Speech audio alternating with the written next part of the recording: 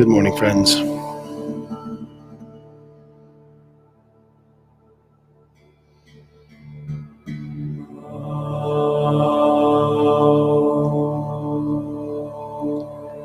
Welcome this morning.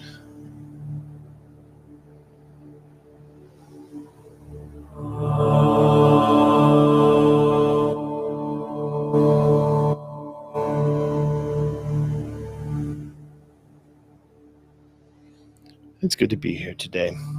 Thanks for joining us. This is Journey Home Meditation's Morning Sit. I'm Michael, and I'm happy to be here today. Let's settle in, let our body and get that correct. Let's let our body and our mind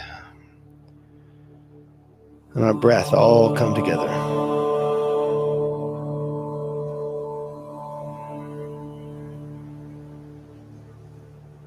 Just a few breaths this morning.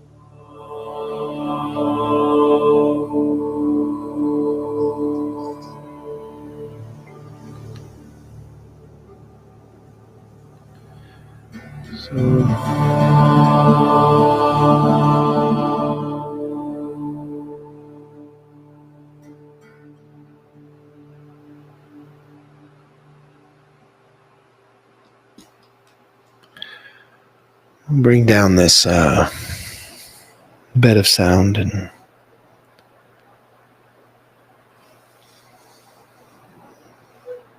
fact, I'm gonna bring down all distractions that I can this morning. This morning is definitely a morning I could use all the help I can get. Let me take these off.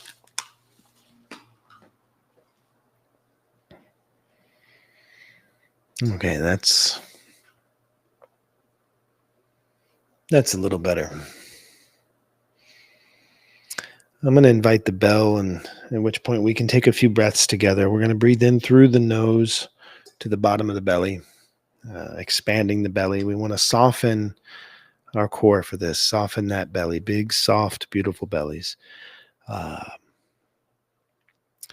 Part of this practice of softening the belly when we take these breaths is to release our defenses just a bit. Many of us spend a good part of our day walking around with our bellies sucked in tight. And we do that for a few reasons. The obvious one there is we have this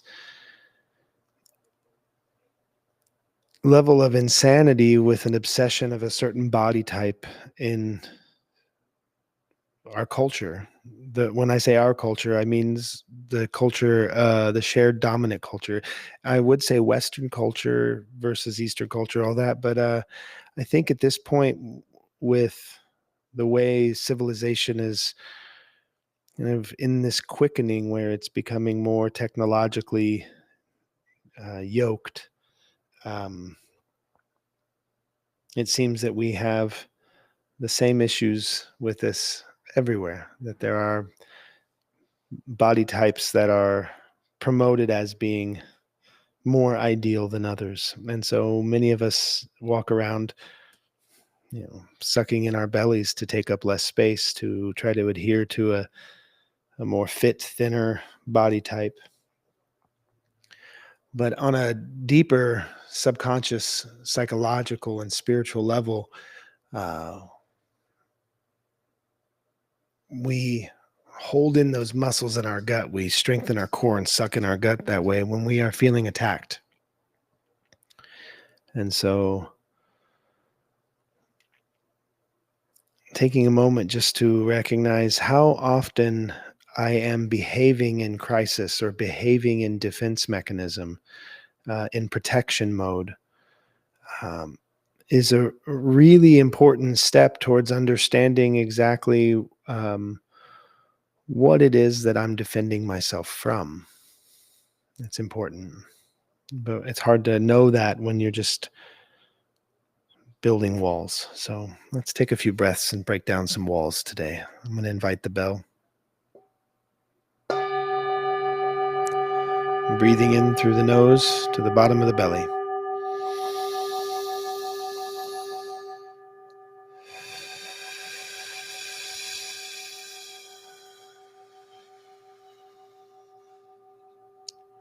When we breathe out entirely. And breathing in.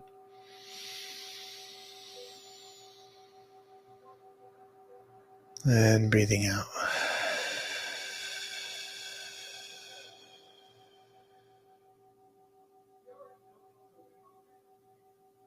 And breathing in.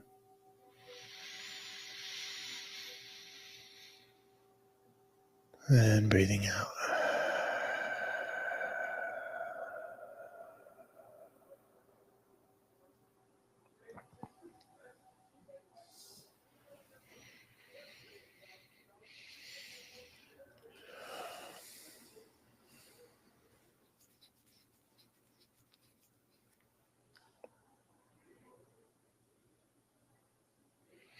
As I'm sitting here, and there's all these different scenarios, these thoughts, these planes of consciousness that are occurring at once with any of us, right? And as I'm sitting here, I'm having all of these things that seem like dualities. They seem like contradictions, which I love. I love the contradictions in the sense that Whitman-esque sense of understanding that the more I can recognize these contradictions, the more I can understand just how large we are. We contain more than one aspect of truth in any moment, right?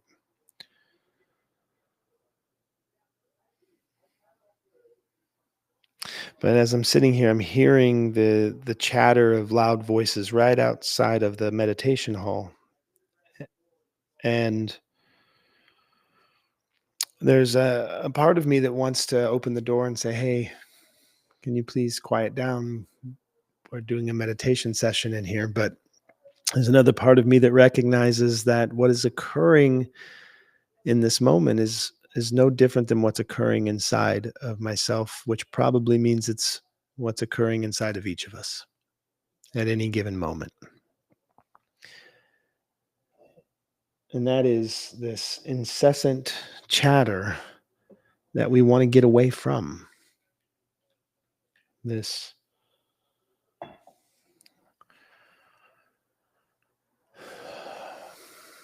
oppression of sound, of noise, rather, not sound. This is maybe this is important actually to clarify. It's the noise that exists in our consciousness, our psyche, our psychology, or whatever it is that we want to call that. It's the noise that keeps us from settling into stillness. And that's true in the world and inside. Because there are sounds that, like in the beginning of these sessions, I play, pre recorded sounds. Um, and these sounds are generally considered to be peaceful and calming and bring us into a certain mindset and a certain space for our practice. It's like the bell, the meditation bell. It's another method, another tool that we use to bring our consciousness into this plane of existence.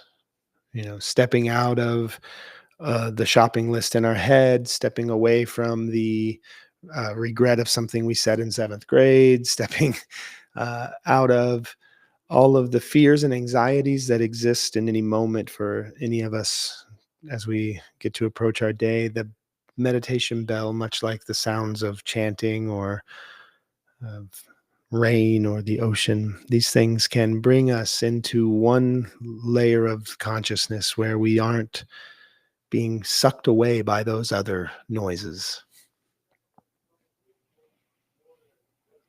But the temptation is often to just get away from that noise, to try to control or domineer um, the situation so that we can create that ideal space. And then my mind goes to the next layer of that. What are you creating? What is it that we are creating this ideal space for? What is ideal about this? Um,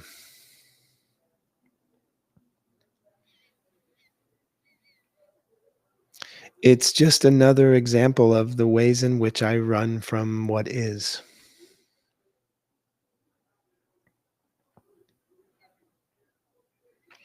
And I was thinking about that a lot this morning, even before this, and it's maybe why my thoughts are influenced towards that direction already. I'm already having a bias of thinking in this way, but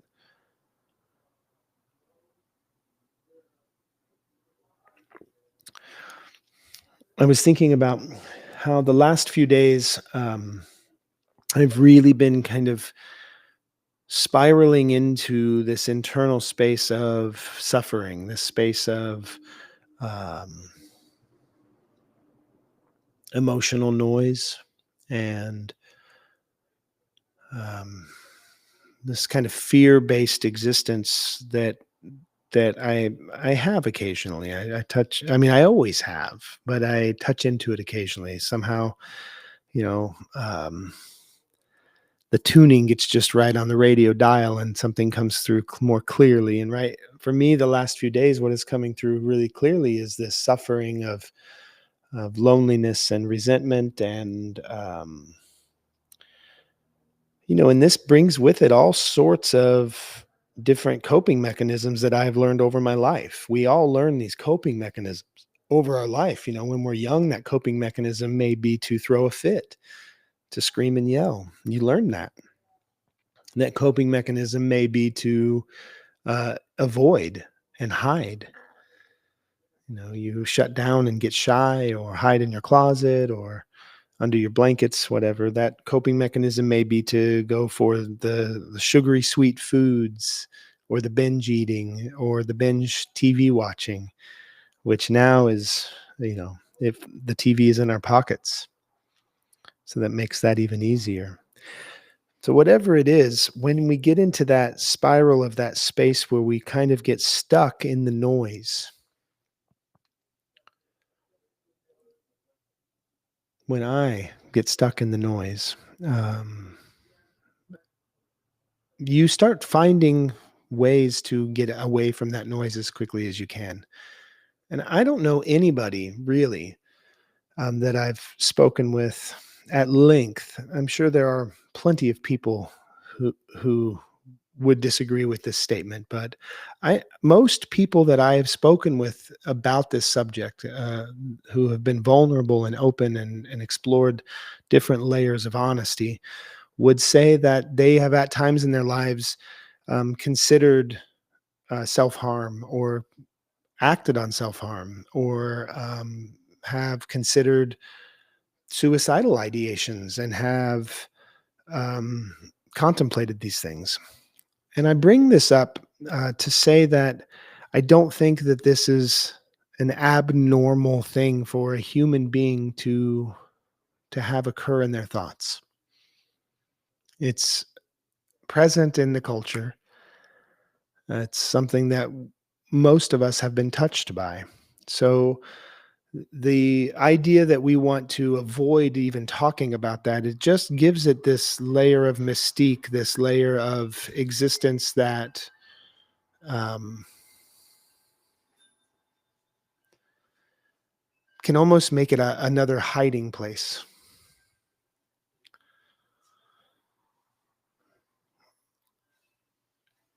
And that's it's interesting to when our thought processes can become a hiding place from our thought processes. Uh,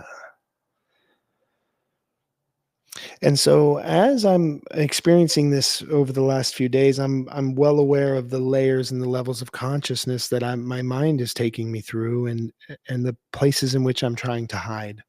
And this concept of getting away from the noise, it could lead to that end. It does lead to that end result for some people. And so it's important, I think, if we can talk about it, not in a sense of talking about prevention, but talking about it in a sense of um, opening up the discourse around it so that there's a light being shined upon it, because it's less likely that we hide in the bright places. So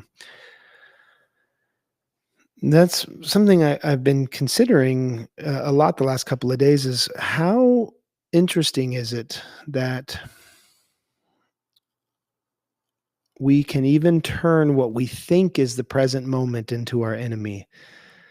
You know, a lot of the work that's done around meditation and mindfulness, and a lot of the work that's done around trauma, and recovery from trauma, recovery from substance use disorder, all these things. Really, what we're talking about when we're talking about that is stepping back from one specific coping mechanism and trying to find pathways into um, more acceptable coping mechanisms. because because that's really what's being offered in a lot of these programs and a lot of these conversations is replacement copes. And as I was sitting there this morning, I was thinking, just breathe into the present moment. And then there's a thought, a strong thought that's no, that's the last place you want to be, because the present moment right now is suffering. The present moment right now is pain. And then there's the next voice that comes in that's like, yes, so be with the pain. But then a deeper truth started showing itself to me, is that the suffering and the pain is not the present moment actually. It's me being anywhere but here. It's me taking that fear, that anxiety, that feeling of self-loathing, and using that as the coping mechanism, as the hiding place. This is where I'm now hiding. Now I'm hiding in the suffering. I'm hiding in the anger. I'm hiding in the resentment. And I'm hiding in the noise. And it was a profound moment, really, for myself to remove the judgment of the present moment and this feeling of having to be in the present moment. Because then I was reminded that, you know what? It's okay. The times that we have to step out of the present moment can be okay. But when you get stuck in that place and you start to convince yourself that the present moment is suffering, the present moment is pain, um, if I can remember in that moment, which it's difficult to do, but if I can remember that even that is a thought, even that is a thought. And, like Ram Dass said, we're only one thought away from now. We're always just one thought away from now. But if we are punishing ourselves to get away, we're still running away. We're still in that cycle. So hiding in the method is an interesting and really adaptive way that my own ego has evolved. It evolves and adapts as well.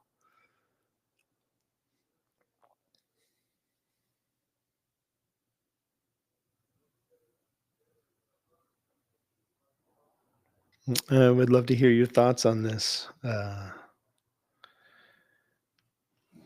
Sitting in an echo chamber.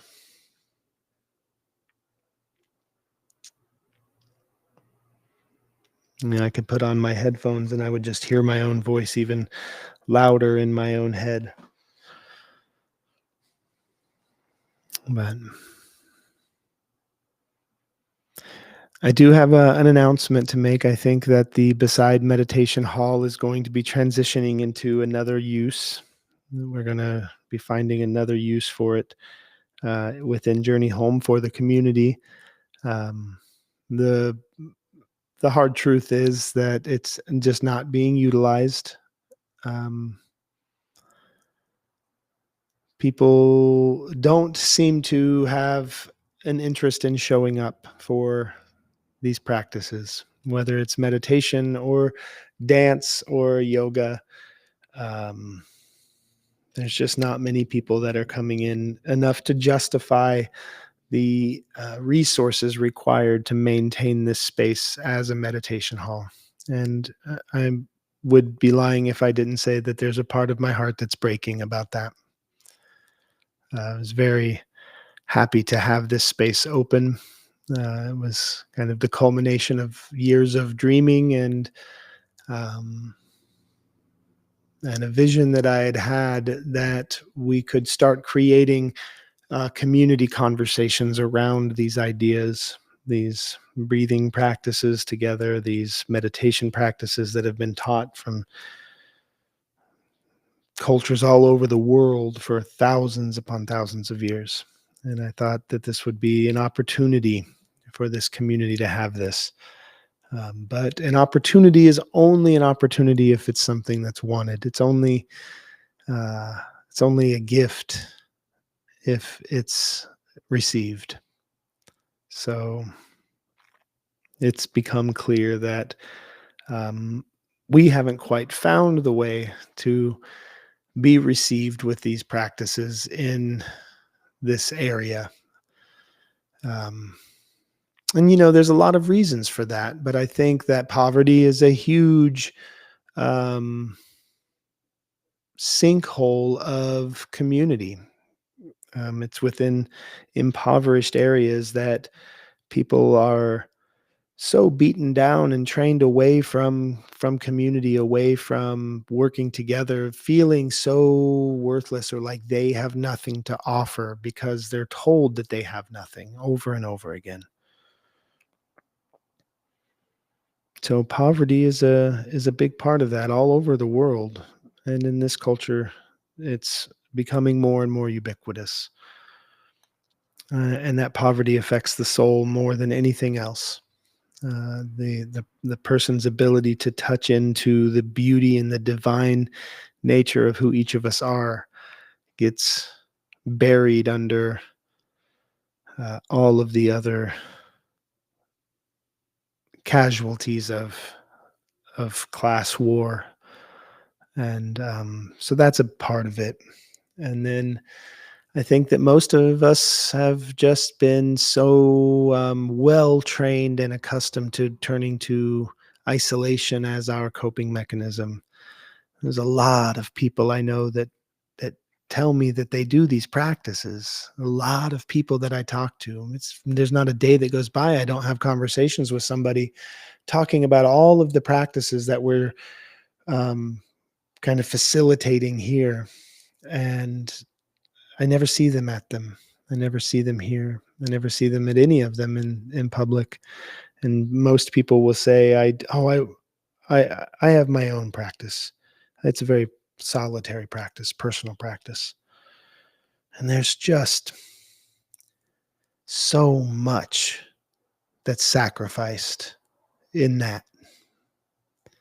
There's so much that's missing. So many opportunities are gone when we aren't coming together with what we have to offer. I was raised in poverty, and I was raised at a time when a lot of people were poor, in a community where a lot of people were losing their jobs as the factories shut down. It's Reaganomics in the 80s, in middle America. And the Midwest was like these landmines were going off all around us. as entire communities that were once working towards middle class status were now quickly dropping into poverty, drug addiction, um, all of the things that occurs when poverty comes to town. And one thing I remember clearly as a kid is potlucks, because it was at the potlucks that everybody at the church got to eat the same things together. Um, we always had, when we were kids, we had friends in the neighborhood, and there was the one kid in the neighborhood whose house might have snacks, might have fresh fruit or popsicles, uh, whatever it was. Um, and so there's this knowledge that you inherit, that you're not one of those families that have all of those things all the time. But at the potluck, everybody has everything all at once. And saved lives, those potlucks. They saved lives. Saved my life.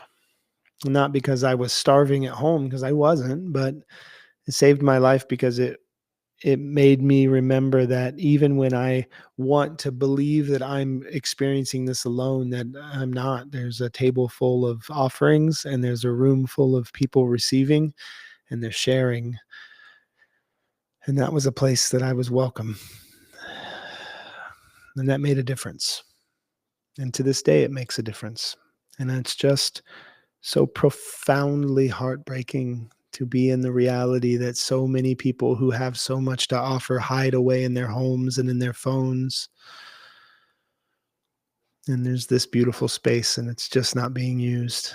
There's a grief group every week that has an empty table now. It used to be full. Now the tables are empty. There's the life support group on Mondays that it has both online and in-person options. And even that, people can't find their way home.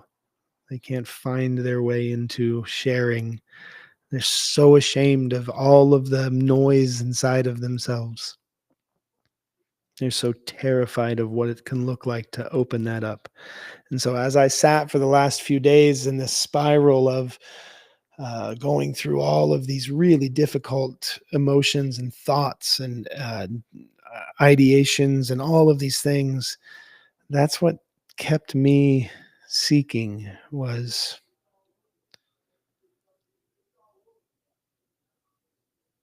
knowing that even alone is just a thought. And thought is always just one breath away from here and now.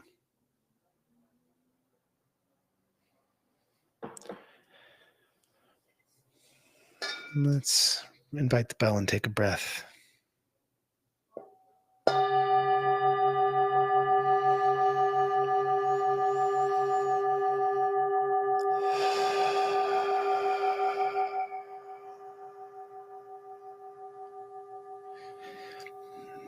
Just have that mantra: I have arrived. I am home.